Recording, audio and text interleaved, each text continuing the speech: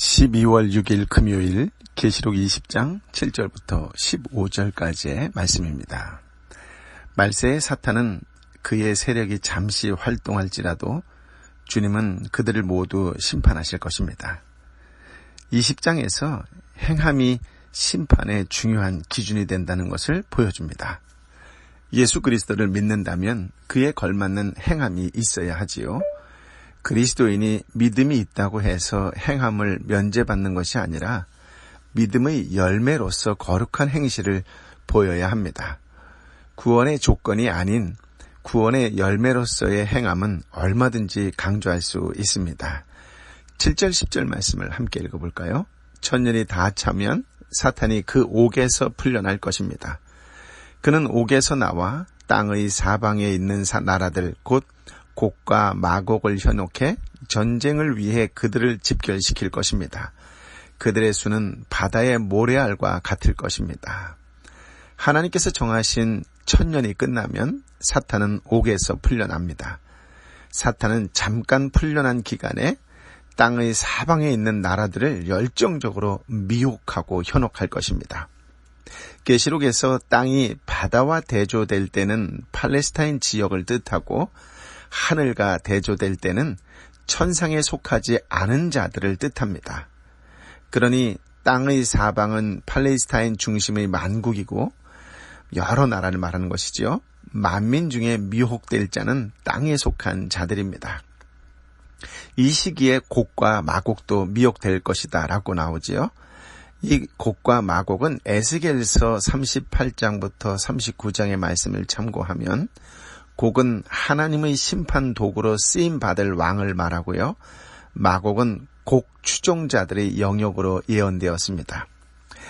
사실 이 시대에서는 곡과 마곡은 특정 인물이나 나라라기보다는 끝까지 하나님을 거절하는 세상과 나라들을 뜻합니다. 사탄이 옥에서 잠시 풀려나는 이유는 무엇일까요? 그것은 끝까지 하나님을 대적하고 이길 수 있다고 생각하는 사람들을 분명하게 드러내기 위해서입니다. 그러면 알곡과 가라지가 명확하게 구별되겠지요. 8절에 풀려난 사탄에게 미혹될 자는 바다에 모래알 만큼 많을 것이라고 이야기를 해요. 참으로 우리를 쓸쓸하게 하는 말이 참으로 우리를 슬프게 하는 말이 아닐 수 없습니다. 사탄은 마지막 때까지 거짓의 아비로 활동을 하지요. 오늘날 보편교회의 마지막에 사탄의 화신인 멸망의 아들이 발아가듯이 활동한 결과 미혹되는 자가 모래알같이 많다라고 하는 말씀입니다. 언약 공동체의 알곡들 속에 섞여있던 가라지들은 이때 사탄이 던진 유사복음에 매혹되어 몽땅 배교할 것입니다. 하나님은 심판 도구로 언약 배반자들을 치신 후에 심판 도구 자체를 불사르심으로써 그분의 거룩한 속성을 드러내실 것입니다. 배교는 성도가 다른 종교인이 된다는 뜻이 아니라 언약을 배반한다는 뜻입니다. 어느 시대나 언약 공동체에는 언약의 신실한 자와 언약 배반자가 공존합니다. 초대교회 시대에는 언약 공동체가 팔레스타인 중심의 소아시아에 흩어져 있었습니다. 그래서 하나님을 향해 산자와 죄에 대해 산자가 섞여 있는 현상도 이 지역에 국한되었습니다. 하지만 오늘날 교회의 마지막 시대에는 복음이 모든 나라에 전파되면서 언약 공동체가 세상에 편만해지지요. 아주 세상에 편만할 것입니다. 그래서 알곡과 가라지가 섞여 있는 현상도 흔히 볼 수 있을 것입니다. 니골라당, 발람의 길을 쫓는 자들, 이세벨의 추종자들 같은 혼합 신앙인이 온 세상에 바다의 모래알처럼 많아질 테니까요. 인자가 올 때 세상에서 믿음을 보겠느냐라고 누가복음 18장 8절의 주님의 말씀처럼 되는 것이지요. 대규모 배교 풍조는 관용이라는 허울 좋은 구호 아래 종교 다원주의와 세속주의 형태로 지금도 여러 나라, 모든 나라의 언약 공동체로 침투하고 또 언약 공동체를 잠식하고 있습니다. 9절, 10절 말씀을 함께 읽어볼까요? 그들은 평원으로 올라와 성도의 진 곧 사랑받는 도성을 에워쌌습니다. 그러나 하늘에서 불이 내려와 그들을 삼켜버렸습니다. 그리고 그들을 현혹했던 마귀는 짐승과 거짓 예언자가 있는 불타는 유황못에 던져졌습니다.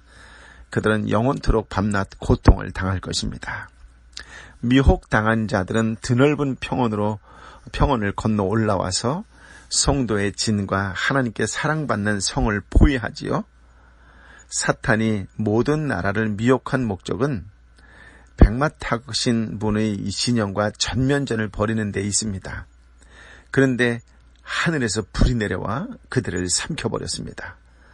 패배한 마귀는 불타는 유황못에 던져져서 그곳에서 형벌받던 바다짐승과 거짓 선지자, 땅짐승과 함께 영원토록 밤낮 고통을 겪습니다. 곡과 마곡이 일으킨 전쟁도 아마겟돈 전쟁을 다른 관점에서 계시한 영적 전쟁인데, 단락의 시작과 끝에 8절과 10절을 보면 현혹, 미혹이라는 단어로 영적 전쟁의 특징을 밝혀두고 있습니다. 언약 공동체를 잠식하는 혼합 종교와 세속 사상은 오직 은혜로 말미암아 오직 그리스도의 공로에 근거해서 오직 믿음으로 구원 얻는다는 사상을 전방위로 대적을 합니다. 오직 성경을 고수하는 신앙도 대적하여 오직 하나님께 영광을 돌리려는 삶도 대적합니다. 이 시대 교회도 이러한 영적 전쟁에 직면하고 있습니다.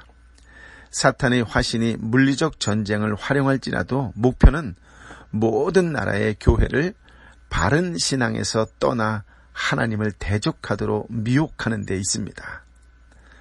전쟁은 하나님께 속한 것입니다. 하나님을 대적하는 마귀가 아무리 강하게 보인다 할지라도 두려워하지 마십시오. 하나님이 역사하실 때 그 전쟁은 채 시작도 되기 전에 끝날 것입니다. 마지막 때의 성도가 싸울 싸움은 오직 믿음의 싸움입니다.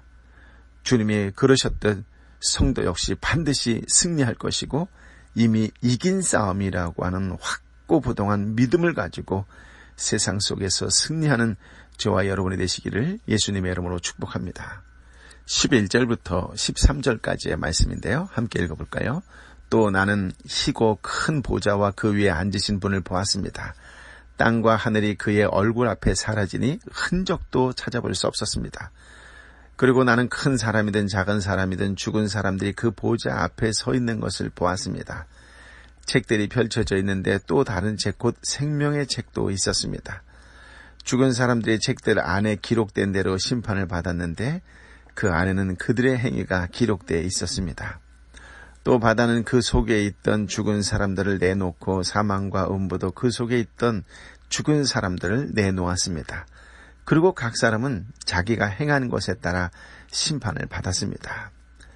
요한은 희고 큰 보좌와 그 위에 앉으신 분을 보았습니다. 통치자요 심판자이신 주님의 위엄과 거룩함을 본 것이지요.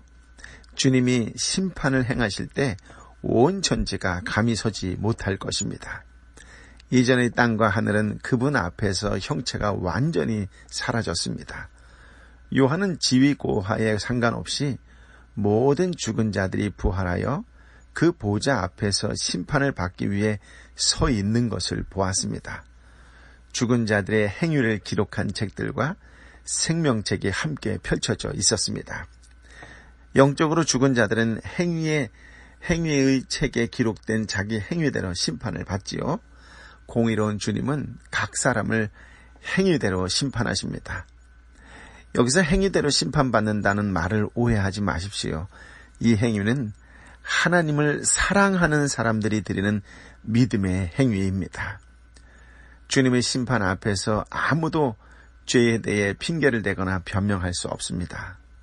바다뿐만 아니라 사망과 음부조차 죽은 자들을 토해내기 때문에 아무도 이 심판을 피하지 못합니다.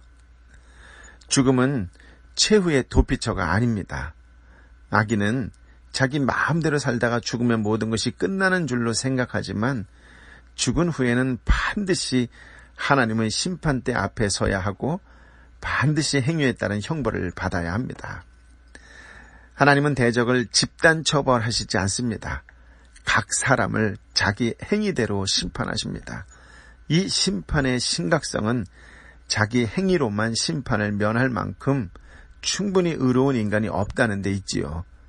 예수 그리스도의 행위로 말미암은 예수 그리스도의 의를 덧입은 자만 생명책에 기록될 수 있습니다. 자기 행위에 기초한 자기 의를 의지한 사람은 생명책에 기록될 수 없습니다. 자기 행위대로 심판을 받으면 누구나 불못에 떨어질 수밖에 없지요. 모든 사람이 자기 행위대로 심판을 받는다는 사실을 꼭 기억해야 합니다. 14절, 15절인데요. 그리고 나서 사망과 음부도 불못에 던져졌습니다. 이것이 바로 둘째 사망 곧 불못입니다. 누구든지 그 이름이 생명책에 기록되지 않은 사람은 이 불못에 던져졌습니다. 하나님의 최후 심판에서 사탄의 강력한 무기였던 사망과 음부도 불못에 던져졌습니다. 이것이 둘째 사망 곧 영원한 심판입니다. 누구든지 생명책에 기록되지 않은 사람은 영원히 타는 유황불 바다에 던져집니다. 마치 출애굽 사건에서 하나님 백성을 대적했던 애굽 군대가 모두 홍해 바다에 던져진 것처럼 될 것입니다. 마지막 심판의 때에 내가 구원 못 받으면 어쩌지 하고 근심하지 마십시오. 오히려 진심으로 하나님을 사랑하는지에 대하여 늘 자신에게 물어보고 점검하시기 바랍니다. 심판의 말씀을 묵상할 때마다 꼭 기억해야 하는 것이 있다면 그것은 주님은 부활하셨다라고 하는 팩트입니다. 성도는 사망의 권세에서 벗어나 예수님처럼 부활할 것을 믿기 때문에 죽음에서조차 소망을 품고 살아가지요. 죽음을 두려워하는 것이 아니라 이 땅에서 부활의 능력으로 소망을 품고 살아가는 성도가 되시기를 예수님의 이름으로 축복합니다. 아멘. 아버지 하나님, 오늘 귀한 말씀, 생명의 말씀을 허락하여 주셨는데 예수님께서 마치 저에게 묻고 계시는 것 같습니다. 너는 나를 사랑하니?